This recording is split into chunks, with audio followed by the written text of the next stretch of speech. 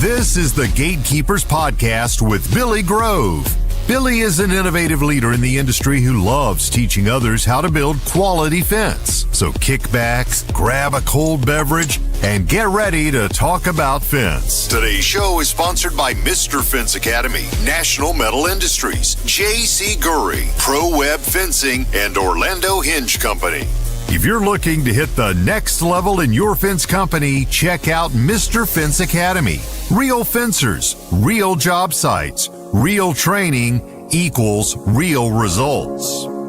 And now, live from the Mr. Fence Academy studios, here's your host, Billy Grove.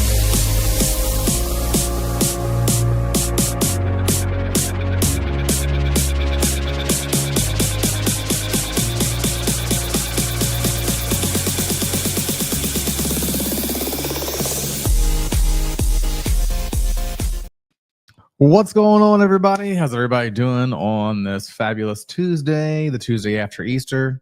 I hope everybody's. Oh man, I'm stumbling over that first one. Weekend was awesome, and you spent time with your family and not at work. We had a great weekend. We went to the beach and went fishing. Got a couple. Brought home one nice Spanish mackerel. Let one off the hook right at the shore on accident, but good weekend fishing. Awesome. Easter, spent time out there with the family with the beach, and fed Fred a whole lot of dead bait. If you don't know what Fred is, it's a bird. I can't even think what the actual name of the bird is, but it's the birds on the beach whenever you're out there fishing. They're big and tall, and they like to steal a bunch of fish. But anyways, guys, don't want to get on that rabbit hole because I got to talk about fishing all day long. But we got a show to get to, right? I want to go ahead and run through the sponsors, guys. Thank you to all of our sponsors. That's what makes the show possible. First and foremost, Mr. Fence Academy right above me. If you're looking to up the level of your fence game in the business side and also the fence installation side, www.mrfenceacademy.com. National Metal Industries, if you're in the market for privacy slats for chain link material, wrought iron, aluminum, vinyl, fence tools, you name it, they got it. www.nmifence.com. Then we got J.C. Gury over here. Man, I nailed it that time. If you're on the fence on fence signs, guys, look no further. These are the hands down best signs on the market. www.jcgury.com. Excuse me. Last but not least, we have Orlando Hinge Company. If you are struggling with your client wanting a double gate on the side of their house, and they have to have that double gate there because they have to pull their boat in or they have to pull their RV in, but there's a slope on one side of it, give Orlando Hinge Company a try with the Swan Hinge. Awesome freaking product. I love it. It makes gate swinging uphill work. www.swanhinge.com. Guys, go check them out. I hope everybody's week has been fantastic. They've put some fence in the ground. They've collected some checks, hung out with their family on Easter, and had a wonderful weekend. With that said, guys, we have an awesome guest on. Tonight, we have Mr. Aaron Grier from North Carolina, Boundary Fencing. And I got it right that time, Boundary Fencing. I did not get it right on the show notes, but I did correct it. So Boundary Fencing, he was just down here in Florida, came by down for my most recent training with his guy. Awesome. Always awesome to see a fellow brother in the academy as well. But without further ado, we're going to go ahead and get him on, guys. It's going to be a great show. What's going on, man? What's up? What's up, brother? Oh, not a whole lot, man. Not a whole lot, man. I always wait a couple seconds just to make sure everything's clicking, and then I'm like, okay, everything's good. I hear your background noise. I I'm gonna say see. what's up. I see. There's something in the background Yeah, there. First and yeah. foremost, let's moisten the palate here. There we go. There we go, man. I got a nice cold Modelo over here. My There you wife has go. changed me into these. I really like them without the lime too. So Oh yeah. there's that. How was your Tuesday, man? How was your past week? How was your Easter weekend? All that. Easter was great. We was just hanging out with the family. We didn't really do any kind of crazy events or nothing. We just spent a lot of time in the backyard, kind of make it our little Nice. safe haven back here. Nice. Um, but yeah, today was we worked about a half a day today because we got rained out. Yeah. Out of some chain link. Gotta love it. But we'll finish that one up tomorrow. I was on some chain link today too, man. We went back to Defuniak Springs, and that probably means nothing to a lot of you guys, but it's about an hour and 20 minutes away from us. So we're on a bunch of retention ponds out there. So Thank you. got Thank you. one ready for gates and got one almost ready for fabric. So we're moving right along on that. So Yes, yeah, sir. man, we was both on some chain link today. Chris Yeah. got rained out too, man, because I called him and I was like, bro, what the hell, man? It sounded like his nose was all plugged. He's like, bro, I'm in a hurricane. I was like, you're in Homa, right? And like, I accidentally FaceTimed him because I was on my AirPods, right? Yeah. And once I realized that I was FaceTime, I pulled it out and I was like, holy shit, it is pouring in Homa. So, Yeah, we didn't get rained out that bad, but it was enough to call it a day.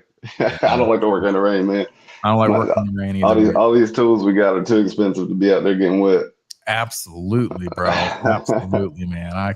I completely understand that and completely agree, bro. I'm fine with it with a little misting here and there, but Yeah. once you start getting real raindrops, Yeah. you can catch me next time. Yeah, duck for cover because I'm out here. Yes, sir. Yes, sir. All right, man. Well, hey, let's just go ahead and just get right into the meat and the potatoes of the show, and that is your backstory, who you are, and how'd you get into the fence industry? Well, I kind of stumbled into it. Definitely got into the fence industry somewhat by accident. I started from what we like to call ground zero, completely green to the industry. Oh, hey, I need to turn that off there. But yeah, completely green to the industry whenever I came in. Never had done fences at all. I have somewhat of a craftsman background. I just as a kid, I always was putting stuff, Legos and Bionicles and everything. So I've always like been interested in building and whatnot. But yeah, in 2020, we bought the house that we're in now, and we needed a fence. We had two dogs. So I was, I'm like, all right, I'm a big man. I'm about to build this fence. I worked for DirecTV at the time. So I knew how to level a post, knew how to plumb a post. We're not gonna say level. I'll get shot in the fence industry like that. I knew how to plumb a post to get a satellite signal in. So I was like, okay, yeah, we can build a fence off of that. Worst fence I ever built by far. I mean, worst fence.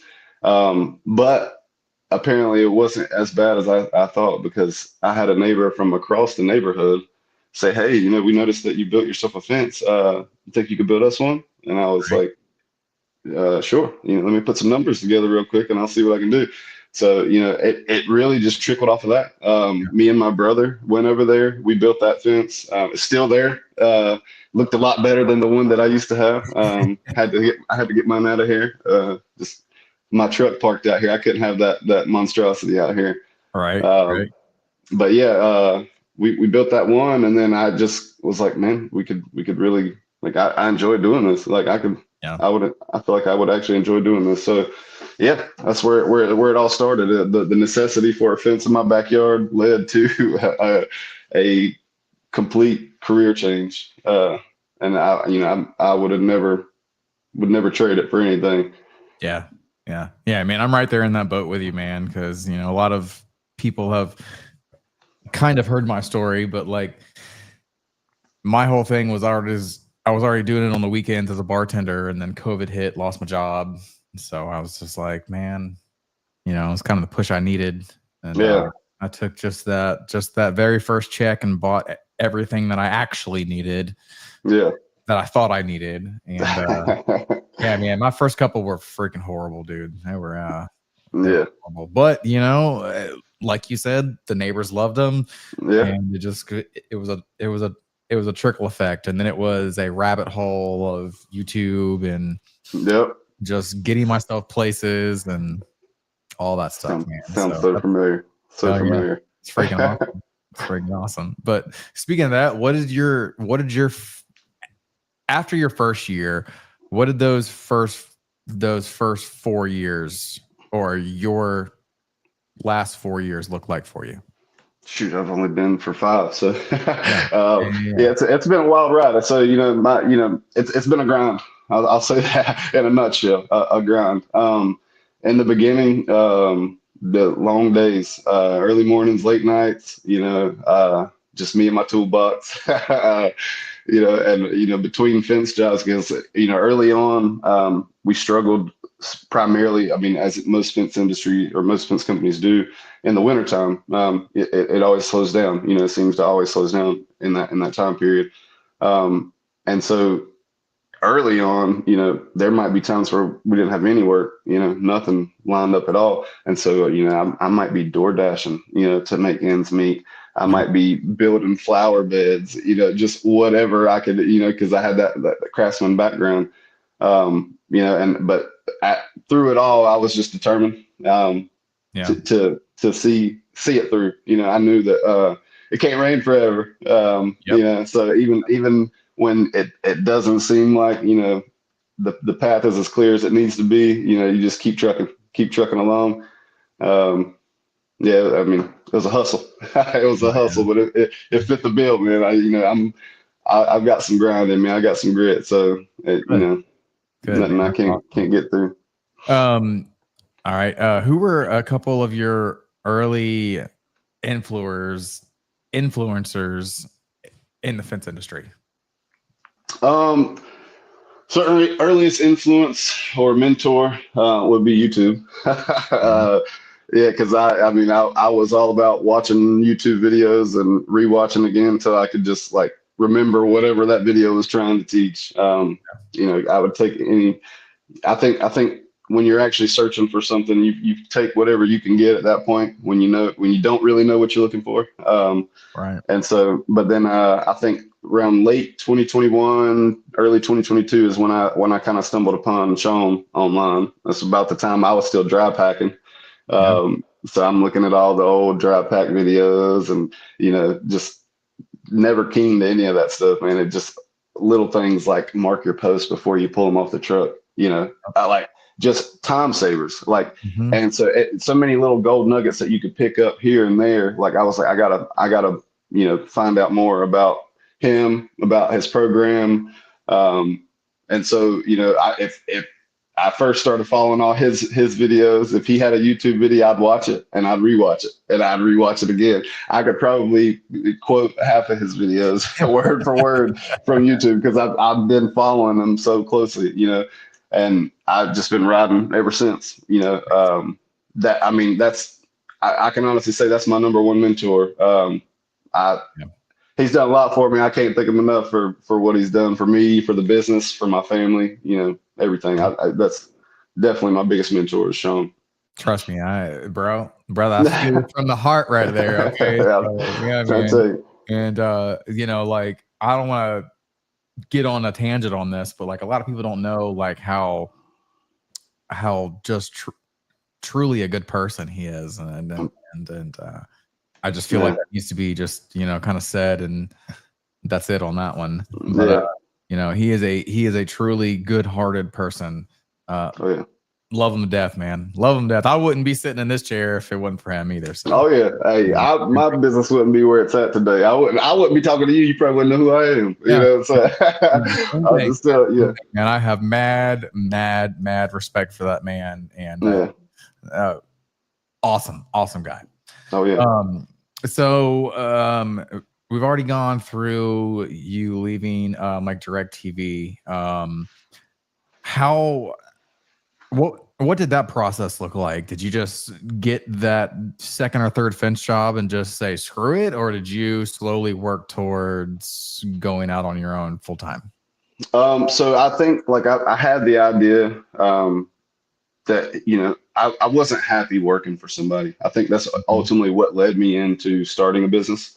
It just so happened that I'm good with my hands, so this role fits nicely for me. But so in 2020, when we bought this house, we were pregnant with our second child. We were looking to get a bigger home, and I took a unpaid leave of absence from. I was actually working for AT&T at the time. Took an unpaid leave of absence, and I could take up to 12 months. About 6 months in, started getting called for meetings. I was a union steward. It's a union job, so that type of stuff red flagged me anyway. But after several investigation meetings, I was called in for another meeting about 2 weeks later, and I just assumed it would probably be a disciplinary because that's typically what follows an investigatory meeting.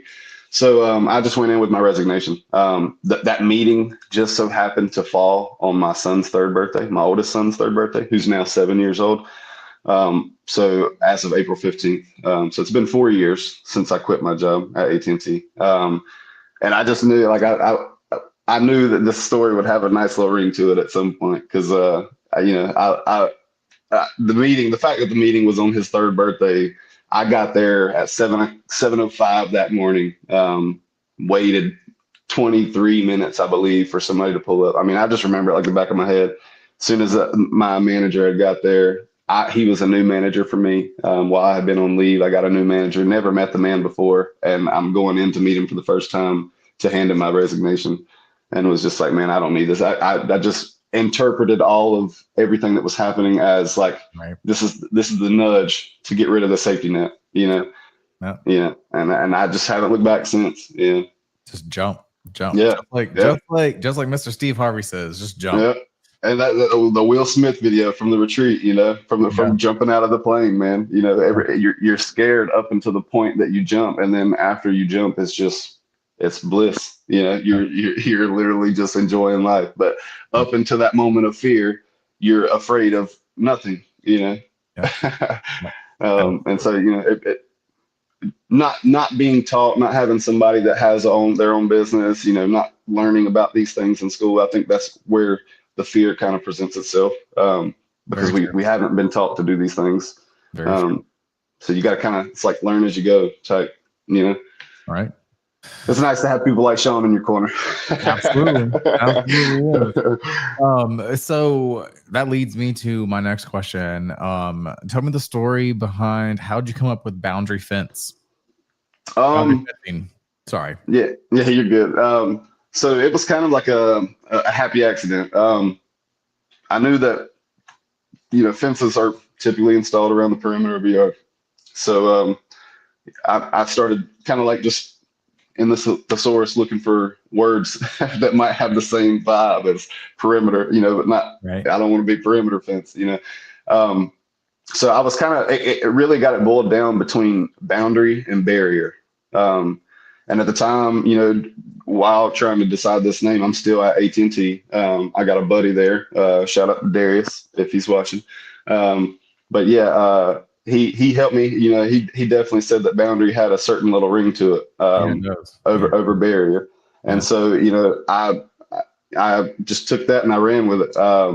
And I've been trucking with it ever since. Had a buddy from school. Actually met him in third grade.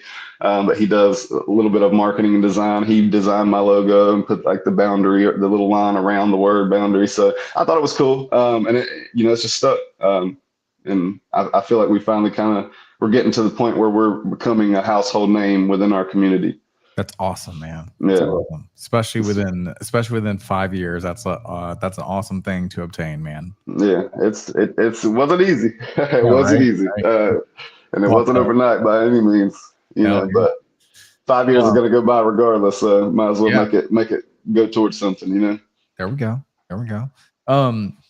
How is operating a small crew, benefits, cons, pros, cons on that? So it definitely comes with some challenges. Manpower can definitely be an issue. We just got done with a warehouse job for a big fire safety facility here in Hickory, and they had 12-foot chain link that we were installing. Luckily, I was able to grab 2 extra bodies for that one. Right. But the largest stretch that we had, we only had 3 bodies that day. Actually, we actually had Owen Owen King here Nice. for that, helping on day one. But yeah, I mean, like when it comes to big jobs like that, the manpower could be an issue. But that's where having some of the tools, the right tools for the job, comes into play. Absolutely. The whole process sometimes, because of having a small crew, can come to a halt if everybody is not completely cross-trained on everything. That will jump out very quickly. When you go to leave somebody on site or whatnot, and you come back and an hour, 30 minutes, whatever, and they're in the same spot they were when you left. Okay, that's jumping out to be big time. No calls, no texts, yeah, we need to talk about that one. So that could be an issue with the smaller crew. Luckily, we have a little bit more time to train a little bit more delicately with having a smaller crew. Right. I feel like, I know that we have to hustle. We still got to get stuff done. But I feel like we can shadow each other kind of, and it not be a problem. Yeah, definitely a learning curve, just running the business in general. But I'm trying to make sure, I crawl before I walk. Absolutely. And I'm not in a rush to get 7 crews out there tomorrow or anything crazy. I'm trying to grow intentionally, keep it profitable, and control the controllables. Absolutely. Absolutely. Yeah. Love that. Yeah. So, small crew definitely has obstacles. But it just means that we have to focus on efficiency and make sure that every move that we make is intentional. I mean, I'll give it to you now that we're in the days of the residential driving market, which has blown up in the past couple of years. I see a lot of guys going to 2-man crews, man. I just see a lot of it. I see a lot of people making 3 crews of 3 men into 6 crews or whatever the number is, 4 crews, I don't even know, but like 2. So I find that whenever we're driving, we get a lot more production done with just 2 people. Oh yeah, because you don't really have a whole lot of time to rest. What I mean? Yeah. You indulge that 30 to 45 minute break, and then you get back to trucking at it. I also feel like with the 2-man crews, and I don't know what you've come up with, but I feel like we get to that point to where we don't have to speak a whole lot faster. Oh yeah. It's like when it's just me and one other guy, in about a week and a half, 2 weeks, if we're on the same material, we'll get to where we don't even have to speak. He just sees what I'm doing, and he's like, okay, this is next, that's next, this is next, that's next. I'm like, I love that, man. That is well-oiled machine. Hands down, that is like my favorite thing about going to the driven game is like we can just have me and another guy, and like I said, man, it just comes so much faster like that. Oh yeah. And we've got 2 different drivers as well, so we can, once I got to the point where I could let him drive 100%, then I'm like, okay, well now I'm gonna go grab that other driver and we're gonna get these posted in double fast, Right. So it's just like it's a game changer. I'm gonna work on this line, and we're gonna see who gets to that line first. We're racing. Even if it's small, just so that way we can both work on it. Oh yeah. Make a little game out of it, or a little challenge out of it. Yeah, hell yeah, man. I love that. I freaking love that. All right, so with that said, how do you tackle some of these larger jobs that I see you completing? Like not just the 12-foot tall chain link, but I'm talking about big footage wise jobs. Yeah. So like I was saying, like on the flip side, smaller crews, I can invest time into developing each team member a little bit more adequately. Like kind of like you were saying, you know, after working on a certain fence for, you know, back to back to back, if you can plan, you know, especially if you get a new guy and you've got enough jobs coming in, you know, you can actually line those jobs up back to back to back, you know, 3 chain link jobs this week, you know, we'll do two or three aluminum jobs next week. And that way we can focus on this is how we do this. And this is the process behind that. So that team member is actually getting very acquainted to that process and that sales flow. You know, I'm actually working on trying to develop a little bit more detailed SOPs for the Fast Fives and stuff like that. Are you really? Yeah, I mean, you know, I'm nothing crazy. I don't want to put everything out there. You know, if anybody needs it, you know, I'm not going to charge. It's not going to be nothing crazy. You know, it's just going to be basic, but just something so that like we could take somebody that's brand new, completely green, never even thought about building a fence. Let them at least read something that tells them, you know, I mean, you know how many parts are in chain link, you know, let them read something so that they have some sense of knowledge before they even step out of the truck. You know, before we're getting out there and like, this is a brace band, this is a tension band, this is a rail end, you know, they've already been somewhat acquainted, whether it's just a definition and what that thing is used for, you know, they know, and then they can see it. And I think it just would help to speed line the process of, you know, this is what's what, and this is how we do it. This is why we do it this way, so on and so forth. You know, and just because, like I said, we have to focus on efficiency with a smaller crew, you know, so, you know, every second counts. If I could put somebody in the truck and have them trained in 3-4 weeks, you know, to be able to run certain things without nobody having to stand beside them, you know, that's awesome. I feel like that's a pretty good turnaround, yeah, for somebody that's completely green.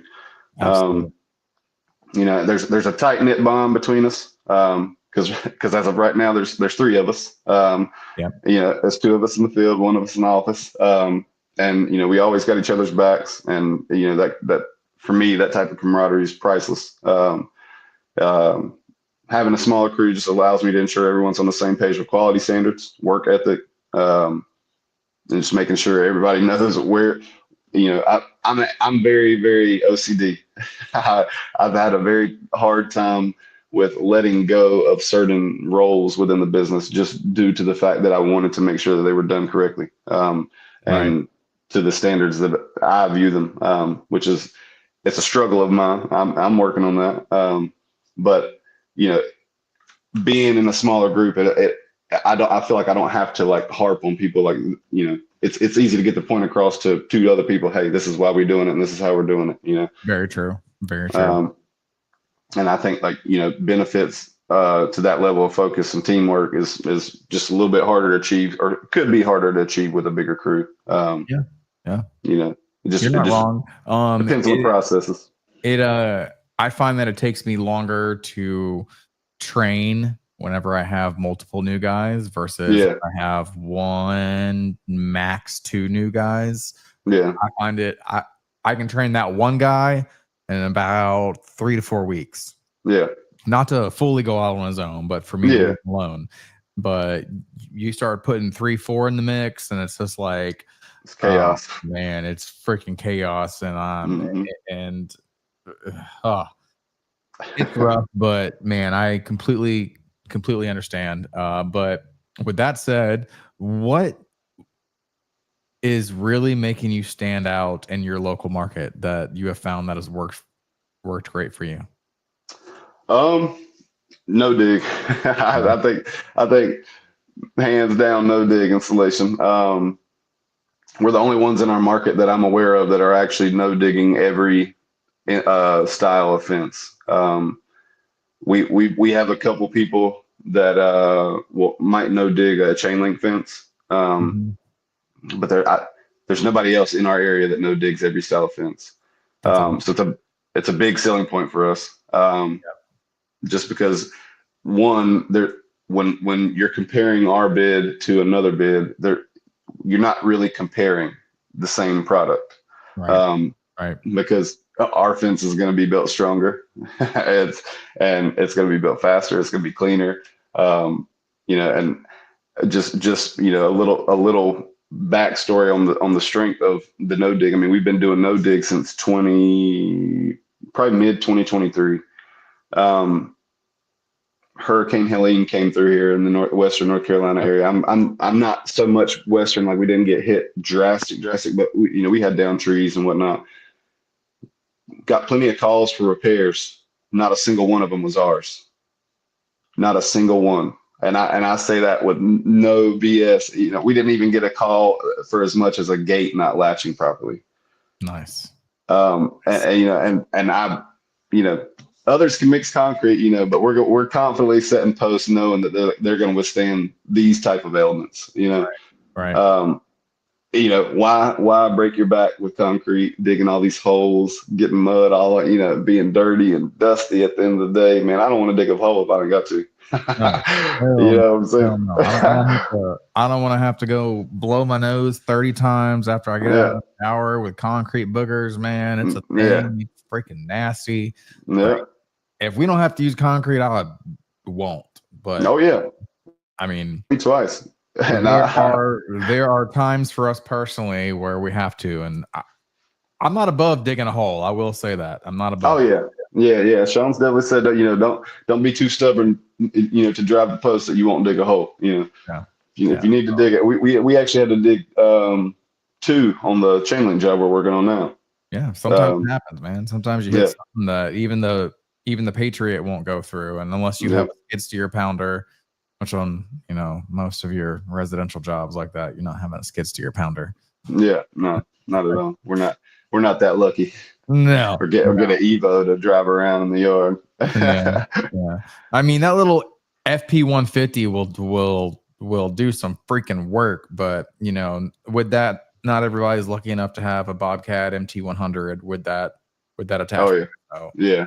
So, I mean, there's I'm 5 years in. I still ain't got a Bobcat. I will say, man, if you have very trustworthy guys who are the operators of the Bobcat MT100 and you teach them how to do it, it is a fucking game changer. Excuse my French. It is a game changer for small business fence installation. Just the fact that you can carry everything in one load and it just eliminates trips to the truck because, dude, I know you've actually worked with Sean, right? Not at training. Oh yeah. Okay. Yeah. So then that he counts his steps his first time, to the back line. Yeah. Okay. Yeah. So I do that as well. So I count my steps to the back line, bro. That's just steps. That's extra steps. So, I mean, I get it if you're on a mass production, mass hire fire ratio that you're not going to have a Bobcat for every single residential crew because that would just be freaking nightmare, right? Yeah. That would be a nightmare. But for the smaller companies, man, I'm telling you what, dude, it never calls in sick. It is badass, and you learn how to operate it, dude. I was never ever scared to take it into a backyard. It could be $1 million home with a nice, freshly manicured lawn that they probably pay way too much money for, and I'm like, get the Bobcat off because I'm not carrying these 2x4s. Hey, man, the right tools will make you a little bit lazy, but hey, I'm not mad at it. I'd rather work smarter, not harder. Absolutely. But I mean, that being said, I'm not above carrying 2x4s or pickups. I do it every single day. Right? Oh yeah, we got to. But yeah, man, we're going to. I think we are right at the commercial break. So, guys, we're gonna run the commercial. I'll see you guys back in 3 minutes. Boom, boom, boom.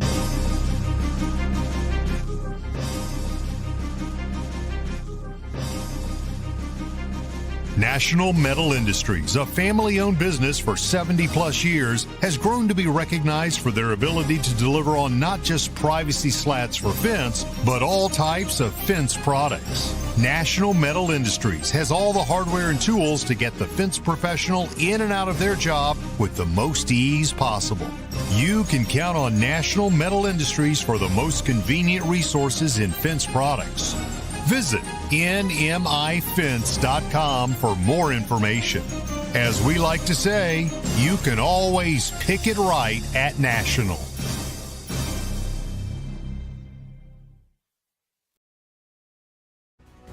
J.C. Gury Signs and Decals has been a trusted name in the sign industry since 1949, with all manufacturing done in-house from start to finish right here in the USA.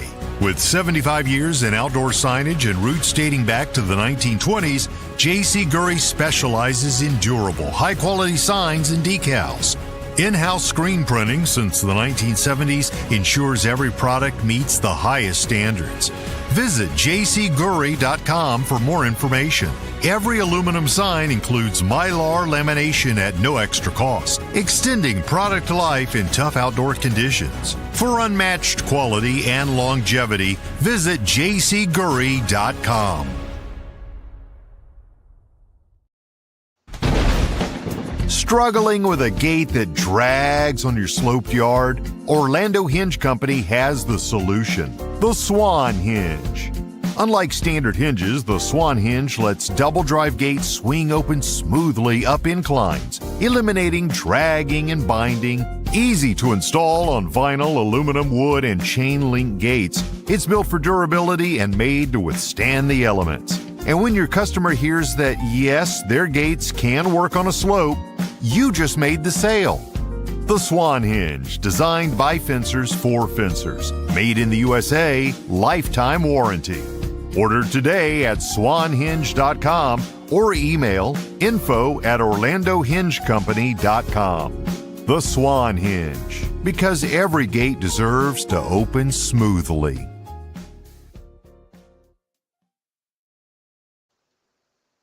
Boom. All right, guys, we are back. And real quick, I just want to do a fast run through of the websites and the not above mentioned. If you guys are looking for business coaching, installation training, look no further, www.mrfenceacademy.com.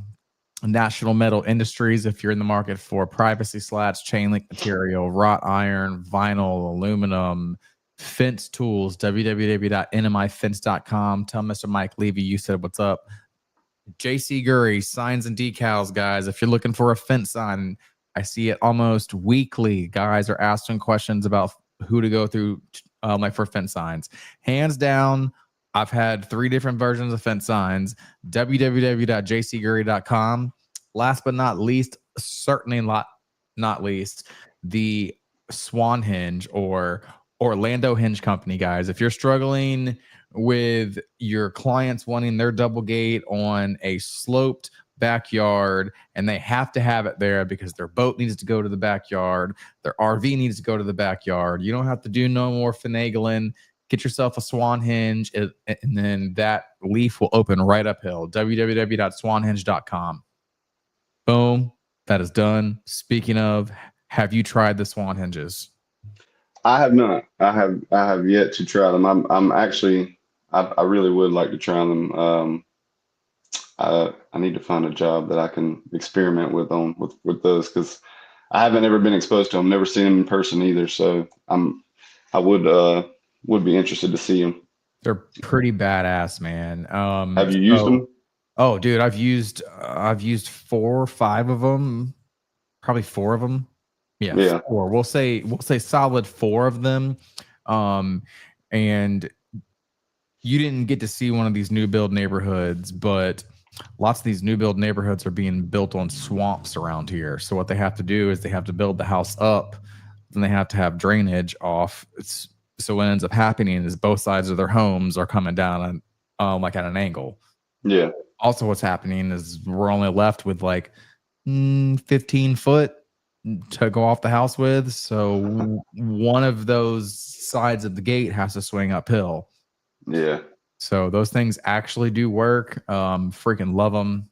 If you ever are in a spot for it, just give Mr. Kevin Orlando a call, dude. He's awesome. Yeah, I need to reach out to him. I actually met him over at the retreat too. So yeah, awesome dude. That was my first time meeting him. Yeah, same. Like face to face. So that was awesome, man. Awesome guy.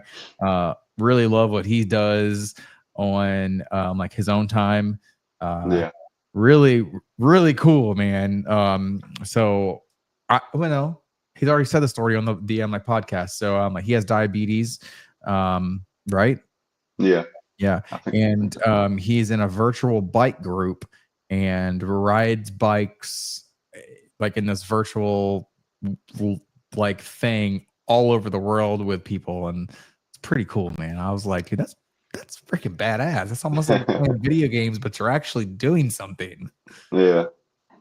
Yeah. That's real cool. Yep. There he is. He says, "Thank you, hearts," and yes, yeah.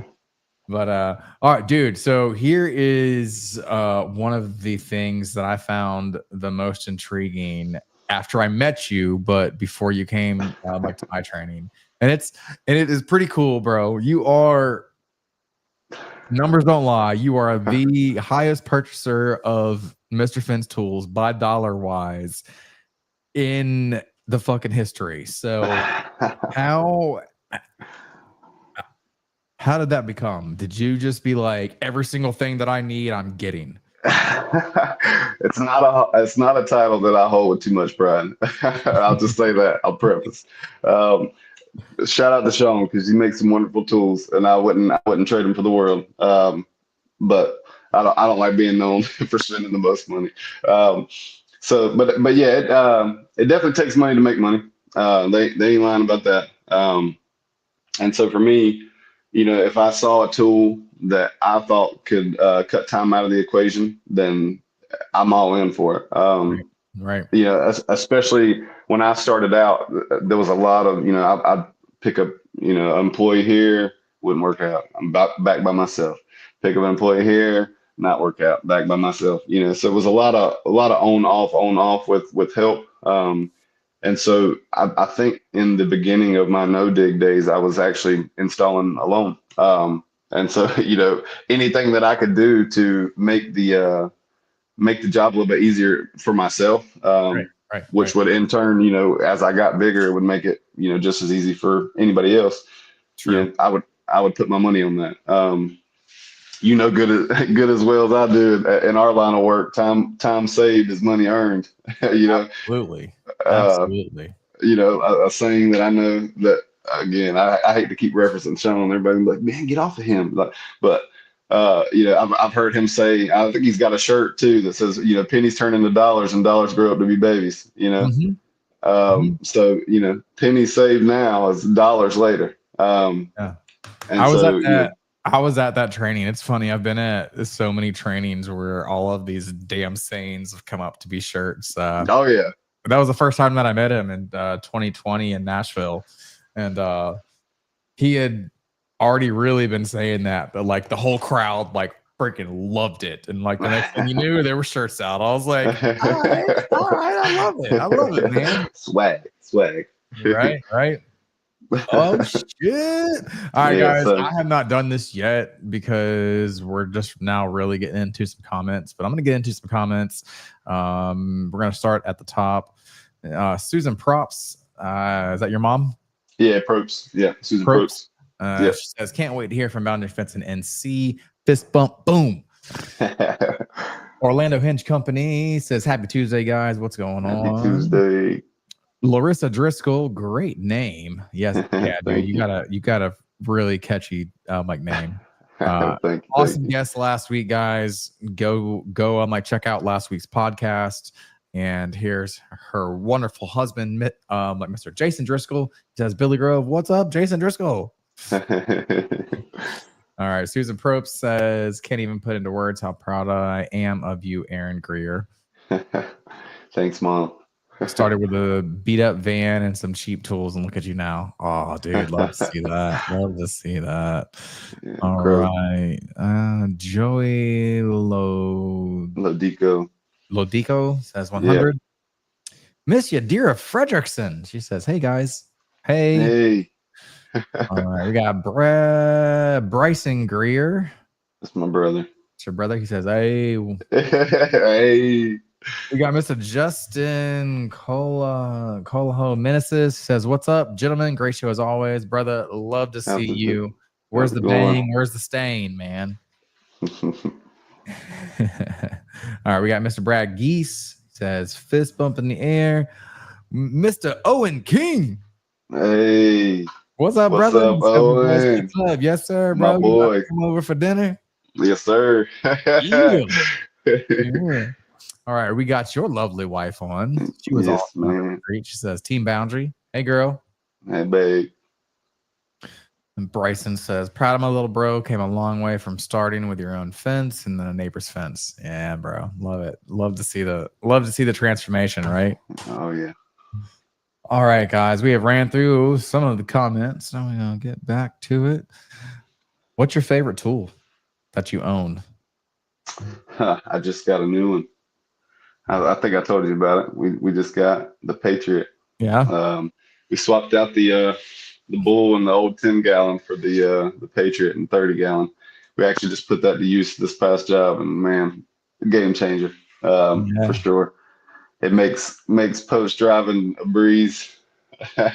you can feel like the roots that just like crumble under that thing. Mm-hmm. You know, I love it. I love it. Yeah, I mean, it is my hands down favorite driver. My favorite tool is the equalizer. Yeah. But yeah. Lifesaver. I think that I overlook the power of the equalizer a lot. Oh, dude, it is freaking amazing, man. Like I think I take it for granted now that I've had it for so long, you know, that I forget how powerful that tool actually is. It is it is extremely powerful, and bro, just the fact that I can take somebody off the street and I can show them how to set it up twice. It normally takes twice because the first time they're like, whoa, yeah, do that again. And I'm like, okay. We're gonna that one more time, but slow it down this time. For you again. And then once I show them, they're like, dude, I got this. I'm like, I know. You got that. So go lay out that line and that line and that line. Yep. I'll see you in 15. Yep. 400, 500 feet of fence. A 500 foot of fence is and laid everything's out equal. minutes. Yeah. I freaking love it, dude. It is even section. Yeah, we equalize everything. Yeah. Yeah, and so I mean, even on it, which I think that a part of our process could improve. We're very like our bread and butter is aluminum all day long. You know, I think that's for everybody. We fly through aluminum like quick, and so you know, for us, the having to cut every section, you know, I think that we could probably get way faster if I like learned to not learn, but actually applied like making sections footage smaller from, you know, one segment to another segment, or a little bit bigger, a little bit smaller to make even sections, and not have to cut everything. But you know, sometimes you know how that goes. Property lines right here, you can't, you know, they want it to the property line. They don't want to come back in, you know. Yeah. They want every inch, you know, they're not giving them nothing. Something I picked up at CMM is in the beginning we were doing like SpaceX is king, right? Yeah. And then like, you know, matching the tag, doing all that stuff. And what I took away from CMM, because I still do, guys, when I go to these trainings, I still take away things. Oh yeah. Even me. So what I took away was Sean is running full sections until like 5 sections out. Yeah. And then he's just going with the equalizer after that. So I was kind of skeptical about it, of course. And then once it was all done and installed, looking like stepping back and looking at it, I couldn't tell. Yeah. I couldn't tell. Like I legit would have to go pull a tape measure. Yeah. So I mean, I can probably agree that it probably looks the same. I just knowing the process and my OCD, man. Dude, I'm so able to. I'm telling you. I hate to even say that I was skeptical, but I was like, doing what? What? Yeah. And then whenever I saw it all done, I was like, I ain't got nothing to say, man. Yeah, that looks good. That looks good. That's what I got. Oh yeah. So, and you know how our eyes are. We're trained to spot those uneven sections. I love it when I go to a customer's house for like a bid or something, and they've got, fences all around them. I'm like, look at that one, look at the corner, and look at that one, look at the corner at that one. I start pointing them out. I was like, we don't do that. That's lazy. Yeah. Like, it's just one thing because we equalize everything. But these companies around us it's not even close to trying to get equalized to the last 4 sections or 5 sections. It sticks out like a sore thumb. It's the little 2-foot section at the corner. Oh yeah. It's the little baby sections at the end, man. That drives me nuts, man. Yeah. Like even if you don't have an equalizer, man, come on. At least the last 3 sections. Yeah. Try. Attempt. Easy math, right? Easy math. Yeah. I mean, it's not too hard to put out a footage calculator too. Nowadays everybody's got a calculator, a computer in their pocket. Not at all, man. But I see it still every single day, and it's just like, oh, it hurts. Oh, it hurts. Yeah. Look here. We got Mr. Sean Bahinsky in the house. He says, "Need a router, bro?" Not yet. I got one. Yeah, got you got a little hand router. Yeah, a little hand router. Not a CNC. We're not there yet. Yeah. Well, if you do get one, bro, I highly recommend the CMM router. They're awesome. They're freaking awesome, and that is Mr. Sean Bahinsky from CMM. Nice. Oh yeah, man. They really put on a very good time. Super educational on the router side. They showed you how to set it up, how to put different programs in, how to run it. The craziest thing to me was they can be in South Bend, Indiana, which I did not know how far north that was. They're like 30 minutes, 40 minutes from Michigan. It's pretty damn north. Wow. Right? Yeah, I'd say it's pretty up there. Pretty damn north, right? They can be in South Bend, like Indiana, and they can talk to a router that's in Australia, and they can fix computer problems within that router. That's freaking wild, right? Their customer service is unmatched, and they have people that answer the phones for Australia hours and for all of the other after hours, like for all of the other markets. It's dude, awesome people. Customer service will take you a long way, man. I'm telling you. Yeah, you will. Yeah, it will.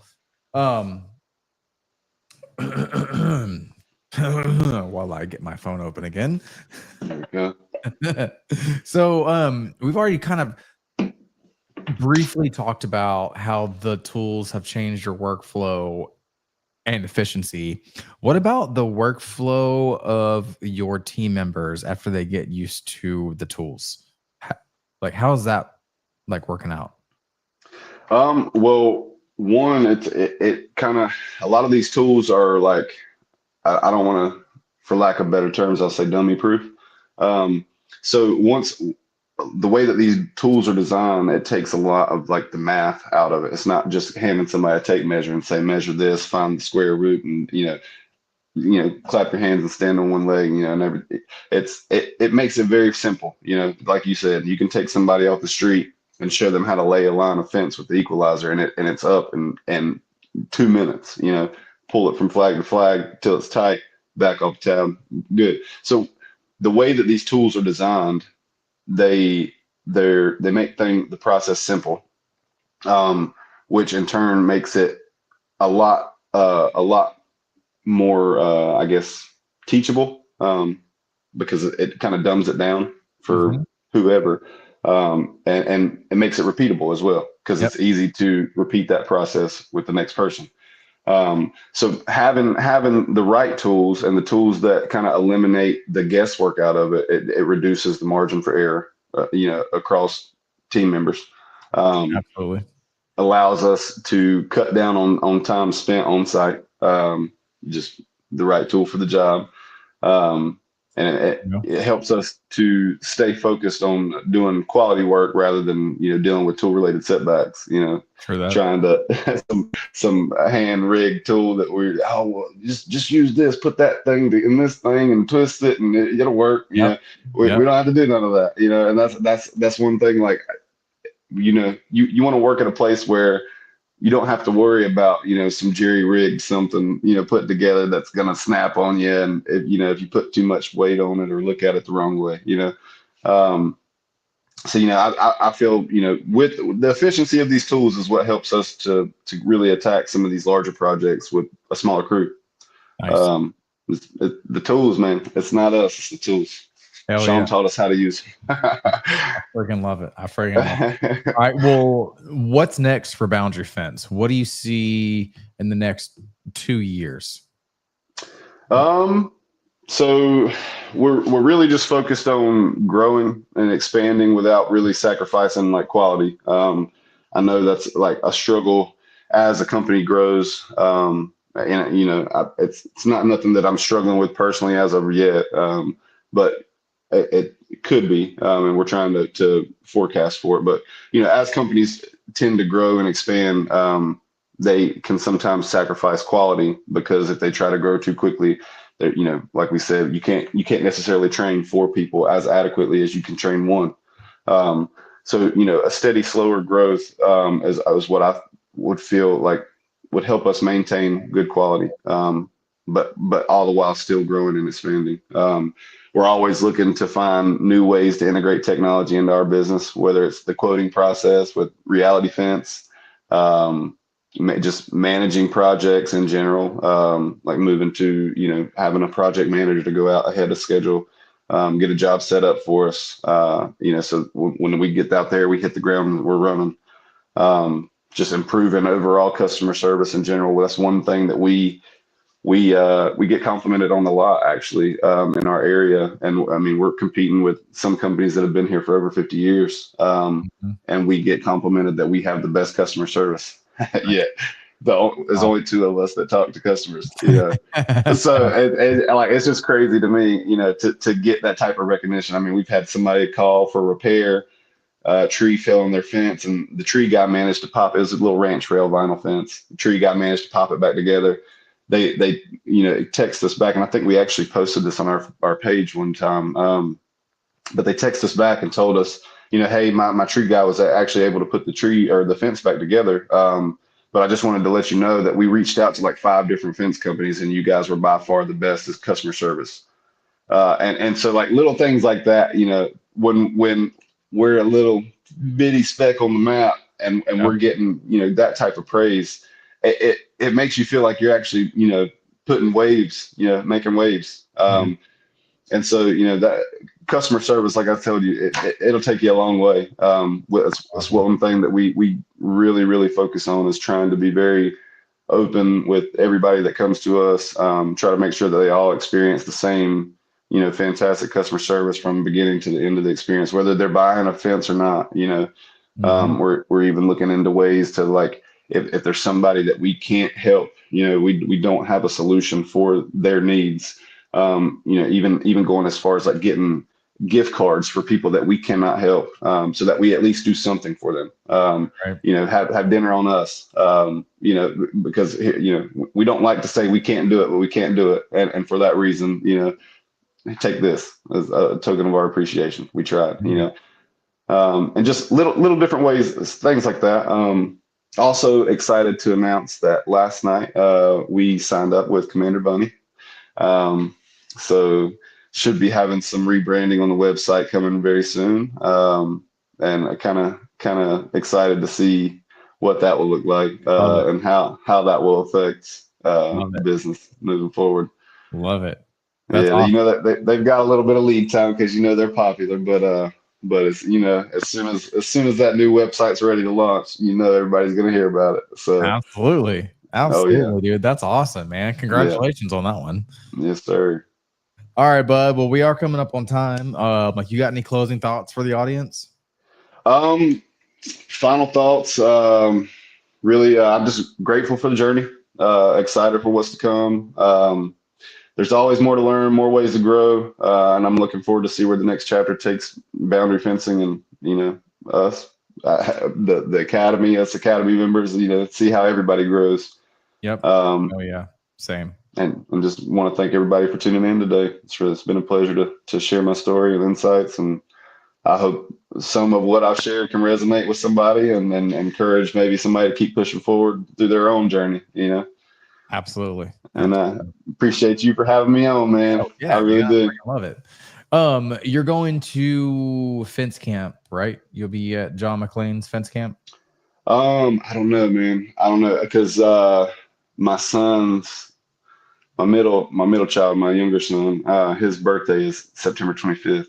Oh shit. Okay. Yeah, I think it's like right around that date, if I'm not mistaken. And he's in Nebraska, man. I'm 16 hours away from him. I didn't know you were that far. Yeah. So that would have to be a flight, Yeah. That would have to be. True that. Yeah. So we'll see if I can make it work. I'd love to be there. You know me. Yeah. I'll fence for fun anytime. Yeah, absolutely. All right, man. Well, thank you so much for coming on. Thank you so much for taking like an hour out of your family's life on this wonderful Tuesday night, man. Guys, go find Mr. Aaron Grier, Boundary Fencing. Check out what they're doing. Hit him up if you got some questions. Hit me up if you got some questions. We can answer pretty much whatever you need. But yeah, man, you have a wonderful night, dude. I look forward to seeing you next time. Yes, sir, man. I'll see you soon. All right, thank you, brother. Have a good one. All right, guys. Awesome show tonight with Mr. Aaron Grier. Like I just said, if you have any questions about anything, tools, installation products, get a hold of one of us. We'll answer whatever you need. With that being said, y'all have a wonderful Tuesday night. I'm about to go home and eat some dinner. I'll see y'all next Tuesday.